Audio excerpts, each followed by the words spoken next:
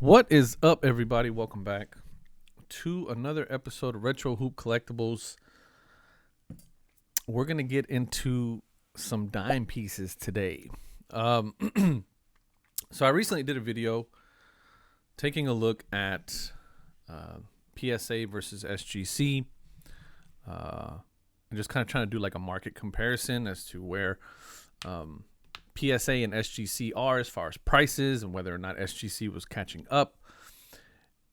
And I did that video very much in the spirit of trying to prove or disprove a statement that I had made previously, a while ago. I can't remember exactly how long ago it was, but and what I was saying in that statement was simply that at some point SGC was going to catch up with PSA in terms of value, in terms of market value, in terms of what the cards bring in, and that people, eventually were going to get tired of PSA and waiting on PSA, and that they were going to start submitting with SGC, and then realize how quality the slabs are, how great the service is, and then start to overall fall in love with the company, much like I did. And so during that time, in that video, I did a comparison specifically, and I think this is where a lot of the confusion came in that video, or maybe I didn't do a good job of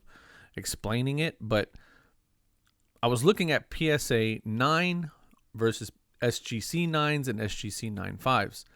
And the reason why I did that is because I was going to reserve PSA 10 and SGC 10 conversation for a different video, this video.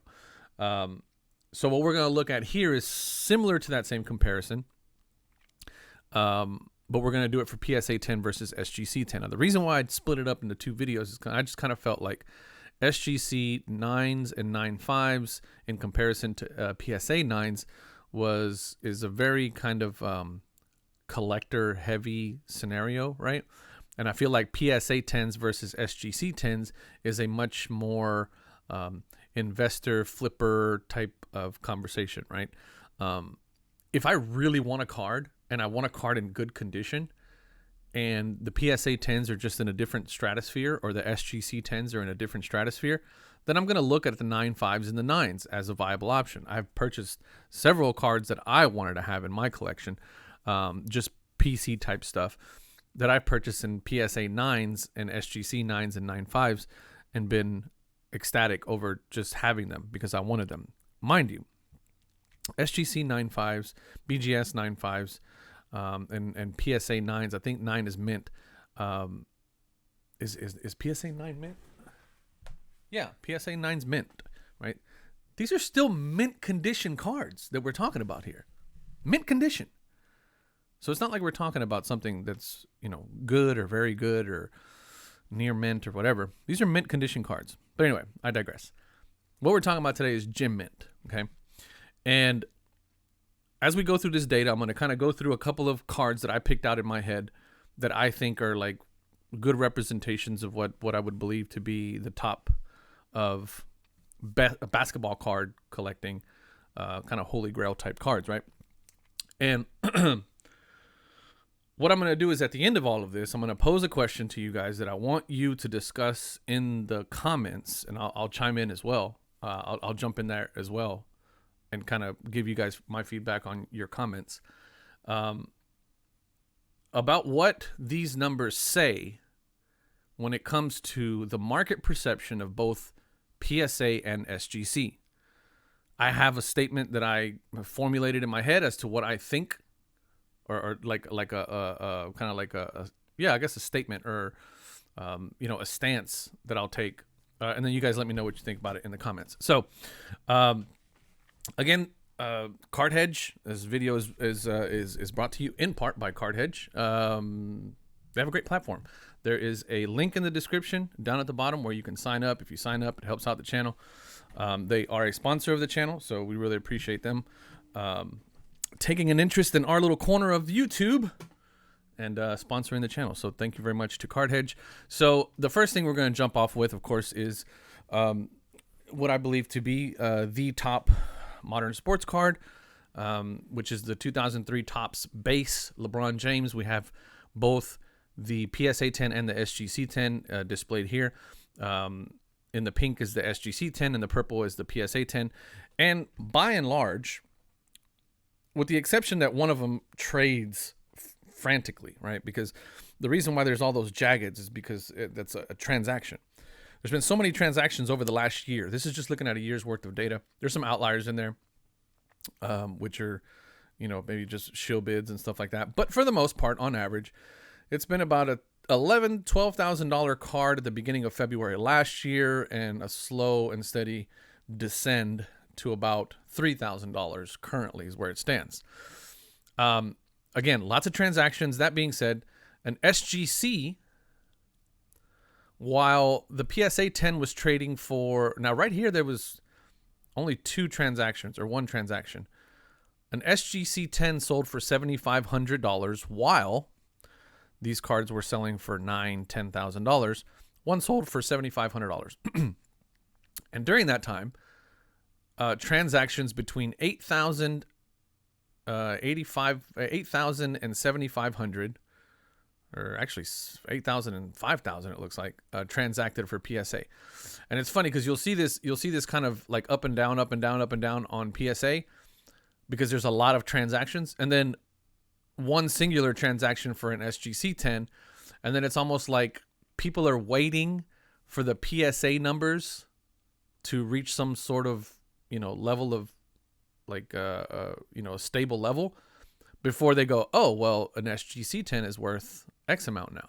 So now we're getting into this one plateau where a PSA 10 is worth 5,000 and an SGC 10 is worth 3,000. And so again, it'll go here and it'll transact, and SGC 10s will transact for 3,000. And then just as the number really starts to converge right around here, 3,000 to 3,900, right here it got pretty close, 3,000 to 3,500. And then people said, oh, wait a second, SGC is not worth what a PSA is worth. So boop, we got to drop it down. So now it's 1,900 for an SGC. And then there's a little bit of a bump in the PSA values, but that kind of quickly got corrected. And then here we go back again, right? 4,000, 3,000, 2,000 for a PSA. So essentially half the price. And then again, as this started to transact lower and lower, it's still $1,900, $2,000 for a LeBron in a SGC 10, 3,000, 3,500 for one in the PSA 10. So essentially it's like roughly about half the price, but then roughly about 60 to 70% of the price. So you get like a 20 to 30% discount when you're buying an SGC versus a PSA 10. So let's take a look at Kobe Bryant. This is one of the ones that I thought was really interesting because at the beginning of the year, it kind of reached this peak at the beginning of last year of about close to $10,000. And then just the flurry of transactions. I mean, you can see them just transacting like crazy, but then dropping in price and then jumping back up in price and then transacting again. All the while, pretty stable for the SGCs, 3,500, 3,400, and then it drops down to 2,000 and then kind of hovers around 2,000, 2,500, 2,000, 2,500. All the while, this flurry is happening with the PSA 10, right? But then a convergence happens right around here, right? Right around 2,900, 2,800, 2,900, 2,800. Now, again, a flurry of transactions for the PSA 10. Only one transaction for the SGC 10 at 2,800. And then somebody goes, the market, I'm not going to say somebody, but the market says, oh, wait a second, that's not right. That a PSA 10 is trading for the same cost as a SGC 10. That's not right. So let's knock a SGC 10 down a peg.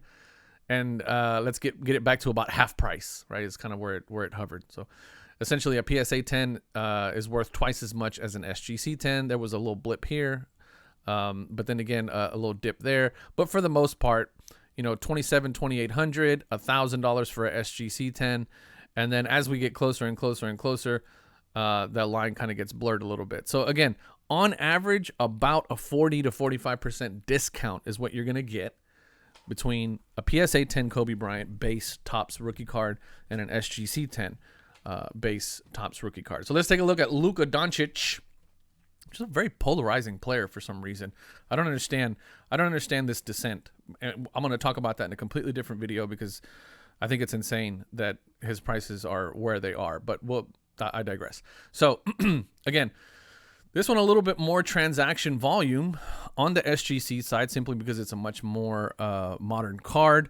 And I think right around 2019, 2020 is when people kind of started to go, this is crazy. I'm not waiting for my cards. I'm going to go to SGC. So there's probably a lot more SGCs out there, and people are transacting them a lot more. So again, $1,300. And then we had one sale of $1,000 for a SGC 10. And then I had a sale of $1,200 in an SGC 10 that kind of was the precedent for a while. And then again, just a flurry of activity that we're seeing for PSA. Flurry, bit of a bump there, flurry. And then we had another transaction of an SGC 10 in the midst of all this PSA 10 flurry of $1,200. And then the price on the SGC 10 PSA 10 started to drop. So right around here, we had our last $900 transaction on a PSA 10, but still the $1,200 SGC 10 was setting the precedent for SGC value, and then they knocked it down a peg. So again, it was like the market was like, well, wait a second, this isn't making any sense. We're not doing this. This is PSA's values cannot be lower than SGC's values, and the market said, okay, well, the next purchase was at $600. So a 50% cut right off the bat. I mean, just halved it, not a 50% cut, but half the price of a $1,200 SGC card 10 down to a $600 SGC 10. So again, this little and then there was a transaction here of $900, which that's kind of crazy, but they hovered around I'd say about a 30 to 40% discount again. And then a convergence here where they're like, okay, wait a second. PSA 10 price is starting to drop. SGC price is still around this $390, $400 price. Nope. We got to drop that back down. So now we're at about half price. So again, about a 40% discount roughly is what you'll get with PSA versus SGC. And then finally, I just want to look at this Mac Daddy right here. Now, there was no SGC 10 data for this, what I consider to be the Mac Daddy of all basketball cards. But again, we're talking about an SGC 9 transacting for about $9,000, while the PSA 9 of the same exact card transacted for $60,000. That's insane. But then I guess somebody realized the value of them, and then they kind of were like, okay. So $45,000 for the PSA 9, $36,000 for the SGC 9. Again, kind of hovering around right about even, and then boop, the SGC 9 dropped again to about $14,000, while the PSA 9 was $25,000, so about a $10,000 difference. And then this big gap right here happened. So $12,000, while the PSA 9 was selling for about $30,000. So almost double the price there. And then a bit of a blip there. But again, still hovering around about a 40% discount, right? I mean, that's what you're going to get, right? So just looking at those cards, right? That kind of set of cards and values and things like that. The idea is, here's the question that I'm posing to you guys. The discount that you get for buying an SGC 10 equivalent of the exact same card from a PSA 10 is about 40 to 50%, roughly. You're going to get a 40% discount if you buy the exact same card in a SGC 10 as opposed to a PSA 10. That tells me that the market feels like PSA is twice as good as SGC of a company. Okay? So they're holding that much of a value on PSA over SGC. Okay? That's the statement that I'm making. That is the conclusion that I've come up with based on looking at this data, is that the market in general tends to believe that SGC is 40% to 50% less of a company than PSA. And my question to you guys is, why? Why do you guys think that is? Because in my opinion, SGC is just as good, if not better, of a grading company than PSA. And the question is why don't the prices reflect it? So I'll leave that with you guys. Again, thank you guys so much for watching. I appreciate it. Hopefully we get some good conversation in the comments, because I'm really going to try to be engaged in the comments on this one. Let me know what you guys think. Let me know what you got, because I've tried to ask this question several different ways, and I always get resale. Okay, I'll give you resale. But my question is why?